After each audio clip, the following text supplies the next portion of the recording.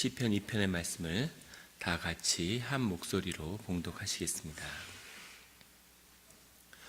어찌하여 이방 나라들이 분노하며 민족들이 헛된 일을 꾸미는가? 세상의 군왕들이 일어서며 관원들이 서로 꾀하여 여호와와 그의 기름 부은 자를 대적하며 우리가 그들의 맨 것을 끊고 그의 결박을 벗어버리자 하는도다. 하늘에 계신 이가 웃으시며 주께서 그들을 비우시리로다. 그때 분을 바라며 진노하사 그들을 놀라게 하여 이르시기를 내가 나의 왕을 내 거룩한 산 시온에 세웠다 하시리로다. 내가 여호와의 명령을 전하노라. 여호와께서 내게 이르시되 너는 내 아들이라. 오늘 내가 너를 낳았도다. 내게 구하라. 내가 이방 나라를 내 유업으로 주리니 내 소유가 땅끝까지 이르리로다. 내가 철장으로 그들을 깨트리며 질그릇같이 부수리라 하시도다. 그런즉 군왕들아 너희는 지혜를 얻으며 세상의 재판관들아 너희는 교훈을 받을지어다. 여호와를 경외함으로 섬기고 떨며 즐거워할지어다. 그의 아들에게 입맞추라. 그렇지 아니하면 진노하심으로 너희가 길에서 망하리니 그의 진노가 급하심이라. 여호와께 피하는 모든 사람은 다 복이 있도다. 아멘. 다 같이 말씀을 위해 기도하시겠습니다. 하나님 아버지 감사합니다. 저희 새벽 제단에 주님의 말씀을 듣고자 모였습니다. 우리 마음의 기도와 묵상이 주님께 연락되기를 원합니다. 감사드리며 예수 그리스도의 이름으로 기도드렸습니다. 아멘. 오늘 시편 2편의 말씀은 1절에 어찌하여 이방 나라들이 분노하며 민족들이 헛된 일을 꾸미는가 라고 시작하고 있습니다. 어찌하여라고 하는 것은 왜 그런가, 놀라움 이런 것을 의미하는 것이 아니라 어떤 조소라고 그럴까요? 가소로움이라고 그럴까요? 이런 어떻게 너희들이 그럴 수 있느냐. 이 말씀은 4절에 하늘에 계신 이가 웃으시며 라는 말씀과 연결된 어떻게 너희가 하나님에게 대적할 수가 있느냐 이렇게 좀 어이없어서 이렇게 이야기하는 그런 뉘앙스를 담고 있습니다. 이방 나라들이 분노한다는 것의 원문은 반역을 꾀하며 라고 해석하는 것이 더 맞을 것 같습니다. 이방 나라들이 어떻게 하나님께 반역을 꾀하고 민족들이 헛된 일을 꾸미는가. 하나님이 이 세상을 주인이시고 다 통치하고 계시는데 어떻게 이방 나라들이 민족들이 주님의 뜻을 거스를 수 있겠느냐라고 하는 그런 반문인 것이죠. 2절에 세상의 군왕들이 나서며 관원들이 서로 꾀하여 여호와와 그의 기름 부은 자를 대적하며 세상의 군왕들과 관원들이 서로 연합해서 여호와 하나님을 대적하는데 그의 기름 부은 자를 대적한다는 것은 곧 주님께 반역한다는 뜻이 된다는 거죠. 주님의 기름 부은 자를 세운 그런 이스라엘을, 유다 왕국을 어떻게 세상이 대적할 수 있겠는가라고 하는 것에 대한 선포입니다. 기름을 부은 자라고 하는 뜻은 실제 기름을 붓기로 했지만 주님이 성별하셨다는 뜻이죠. 주님이 특별히 구별하셨다, 구분 지으셨다, 그런 의미가 있습니다. 또 주님이 기름 부었다는 것은 주님이 맡기신 그 일을 감당하기 위한 그런 능력을 주셨다라고 하는 뜻과도 통합니다.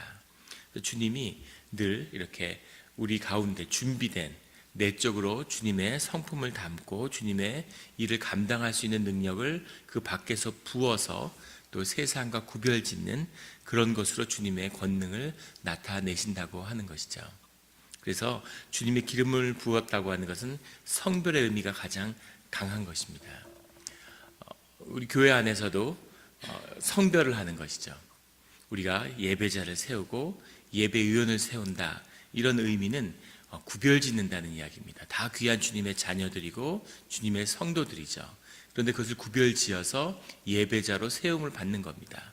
예배자로서 하나님의 특별한 그런 기름 부으심이 함께 하는 거죠. 그 영광이 함께합니다. 늘 주님의 기름 부은 자가 되시기를, 성별을 받는 자가 되시기를 예수 그리스도의 이름으로 축원합니다.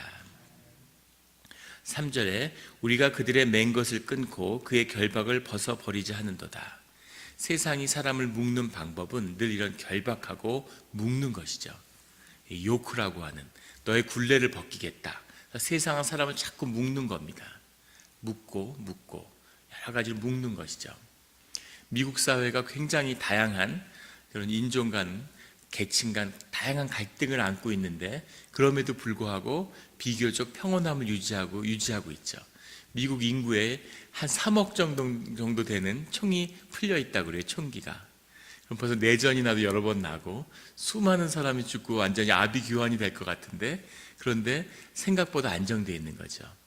물론 좋은 관점에서 보면 법치가 작동하고 있고 사람들에게 공정한 기회의 땅인 그런 이유도 있지만, 또 다른 관점에서 보면 오늘 미국 사회를 안정시킨 가장 큰 힘은 모기지였다, 이런 평가도 있습니다. 사람들이 젊은 나이에 소득을 창출하면 거기에 걸맞는 이렇게 모기지를 일으키는 거죠. 신용을 일으켜서 집도 사고 차도 사고, 그래서 평생 그것을 갚으면서 살아가는 거죠. 그래서 그 빚에 묶여 있기 때문에 사회가 안정돼 있다, 이런 사회학적인 분석도 있습니다. 근데 세상은 자꾸 사람을 묶는 거죠. 이런저런 관계의 굴레, 빚의 굴레, 이런 거 여러 가지 제도의 굴레, 이런 걸로 사람을 묶는 것, 이것이 세상의 사람을 속박하는 것인데, 주님이 우리를 자유케 하신다는 것은 그 맨 것을 끊는다는 거죠. 이 의미는 주님이 우리에게 실제적인 매인 것을 끊어준다는 의미도 있지만, 우리를 묶고 있는 그것을 우리가 잡고 있는 그것으로부터 우리에게 영적인 자유로움을 허락하신다라고 하는 뜻이 들어있습니다. 빚에 묶여 있는데 그게 내 굴레가 돼서 심령이 눌리고 아무것도 못하고, 이것이 진정한 묶임인 거죠. 무엇이 나를 묶고 있든 간에 자유로움, 그런 것에 묶이지 않는 그런 영적 자유함을 주님이 우리에게 주신다는 겁니다. 가나안의 수많은 이민족들을 대적하고 있는데, 소아시아의 수많은 나라들이 유다의 왕국을 대적하고 있는데, 그런 것에 묶이지 않는, 두려움에 묶이지 않는 그런 것을 끊어버리는 주님이 축복하심이 함께 한다는 거죠. 늘 이런 굴레를 예수 그리스도의 이름으로 끊어버리는 주님의 자녀들이 되시기를 예수 그리스도의 이름으로 축원합니다. 4절에 하늘에 계신 이가 웃으시며 주께서 그들을 비웃으시리로다. 주님이 웃으신다는 거죠. 주님이 하시는 일에 대적하는, 늘 대적의 무리는 주님께 맞서서 일어나는데 주님이 보고 웃으시는 거죠. 주님의 뜻이 반드시 이루어진다는 겁니다. 5절에 그때 분을 바라며 진노하사 그들을 놀라게 하여 이르시기를, 주님이 그때 뭐라고 말씀하시냐면 6절에 내가 나의 왕을 내 거룩한 산 시온에 세웠다 하시리로다. 주님이 세운 자를 예루살렘의 언덕인 시온산에 세운다는 거죠. 여기서 내가는 주님이시죠. 주님이 내가 세운 나의 왕을 시온산 위에 세웠다, 이렇게 세상에 선포하신다는 겁니다. 7절에는 내가 여호와의 명령을 전하노라. 음성이 바뀌어서 주님이 선포하시는 그 주체가 주님에게서 이제 그 말씀을 받는 나로 옮겨져 오고 있습니다. 이 시편의 기자가 고백하는 내가 여호와의 명령을 전하노라, 주님의 말씀이 바로 나왔는데 그 말씀을 내가 받는다는 거죠. 여호와께서 내게 이르시기를 너는 내 아들이라, 오늘 내가 너를 낳았도다. 다윗의 왕조와 주님이 맺은 그런 약속이시죠. 그래서 이 약속을 주님이 지키셔서 주님의 아들 예수 그리스도를 우리에게 보내주셨습니다. 주님이 맺은 그 약속을 반드시 지키는 거죠. 다윗이 신앙의 거인이고 우리 신앙의 선진으로서 우리가 존경받는 이유는 그의 삶도 아니고 그의 성취도 아니고 그의 능력도 아니고, 그가 믿음으로 주님 앞에 나아가서 주님과 이런 아들이 되는 이런 구원의 약속을 맺은 것에 있습니다. 그 약속을 붙들고 우리도 그 약속 안에서 주님께 나아가는 거죠. 너는 내 아들이라, 오늘 내가 너를 낳았도다. 주님이 사람을 당신의 아들로서 이렇게 받아주시는 그 은혜가 오늘 그리스도의 십자가를 통해서 우리에게까지 온 거죠. 우리가 주님의 자녀라고, 주님의 아들과 딸이라고 주님 앞에 고백하고 있는 것입니다. 주님이 말씀하시는 그 심령의 기도를 드리고 그 다음에 그 기도를 내가 받아서 다시 하나님의 말씀이 내 안에, 내 아들이 내 아들이라 오늘 내가 너를 낳았도다라고 하는 말씀을 내가 믿음으로 품는 이것이 기도죠. 예, 주님의 말씀을 듣는 것이고 그 말씀을 다시 내 심령 가운데 품는 것입니다. 이런 주님의 말씀을 듣고 그것을 심령 가운데 간직하는 그 은혜와 그 신비가 풀리는 새벽 기도가 되기를 예수 그리스도의 이름으로 축원합니다.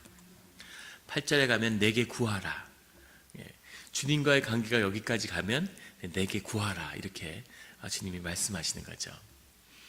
지난 주일이었나요? 지난 토요일이었군요. 우리 찬양대 같이 교회에서 연습한 다음에 저녁을 먹으러 갔는데 우리 저녁 먹는 그 가게 옆에 우리 이진기 집사님 그 가게가 있었어요. 근데 이진기 집사님 한번 뵈러 가니까 이진기 집사님 안 계셨는데 그 아들 종현이가 교회에서 놀다가 저희 막내 의기하고 같이 갔는데 종현이가 자기 아버지 가게에 꼭 가야 된다고 그래서 가는데 애가 그 얼굴에 그 자신감과 이게 당당함이 있는 거죠.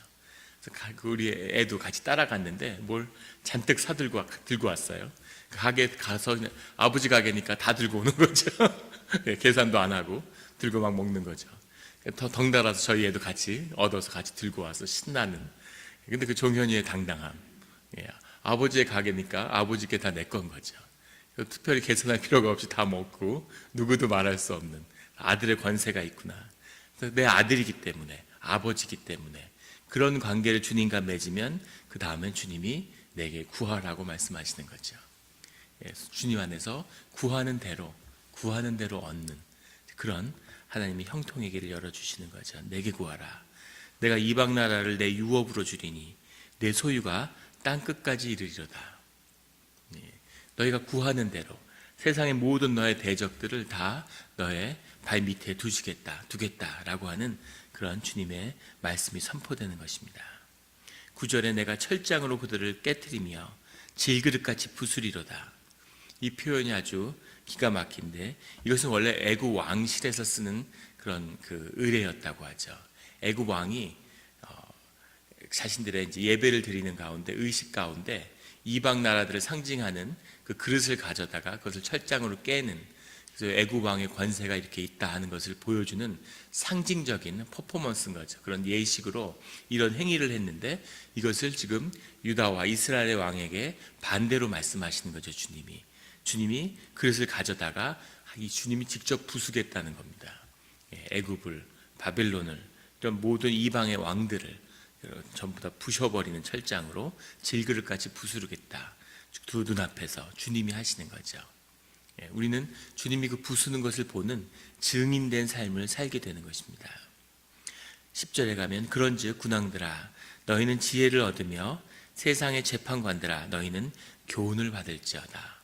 늘 주님께 의지하고 주님께 의탁해서 지혜와 교훈을 얻으라는 거죠.